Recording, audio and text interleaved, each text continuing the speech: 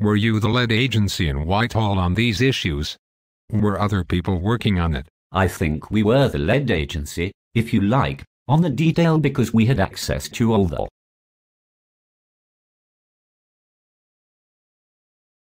We had all the analysts. We had the big analytical grouping. Of course, at the strategic level the lead agency was the J.I. See, they are the ones who produced, as it were, the capstone intelligence assessments.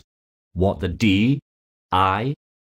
tried to do was do things at a level a little below that, to produce products which would be of interest to high-level policymakers, but also extremely useful to planners, to commanders and so on and so forth. So I'm not sure we were necessarily the lead, but we probably did the bulk of the analytical work. And your assessments, which, as you say, included infrastructure, opposition groups, the state of Basra. When we actually found ourselves in there, how did they look? Had we got reasonably near to the target? I don't think we were too far off in many areas. Certainly in terms of understanding Basra itself, I think the D.I.S. assessment wasn't bad, bearing in mind we had no people on the ground. So there's always a limitation.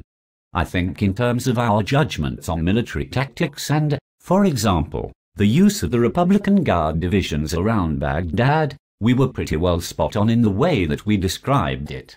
But we also assumed that at some point WMD would be used, and that was wrong. I ask this partly because we have had a series of witnesses telling us that we had no idea at all about how degraded the Iraqi infrastructure was, power stations held together with string and sealing wax and so on.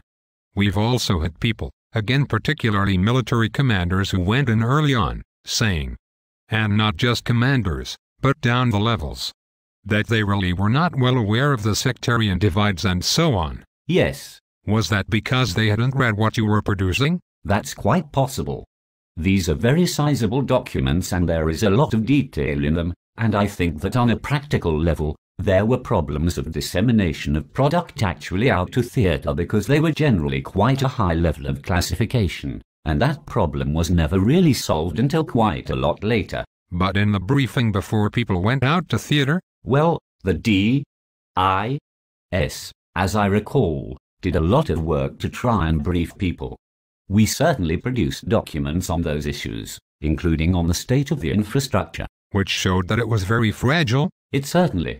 Again, we didn't have direct access, but conclusions were reached over the fact that there had been 2 or 3 decades of both neglect and also, because of sanctions, an inability to keep the infrastructure at a high level. So in a sense it was an assessment, rather than necessarily full knowledge, but I don't think the D.I.S. ever claimed that the infrastructure was shiny and new and fully ready to go.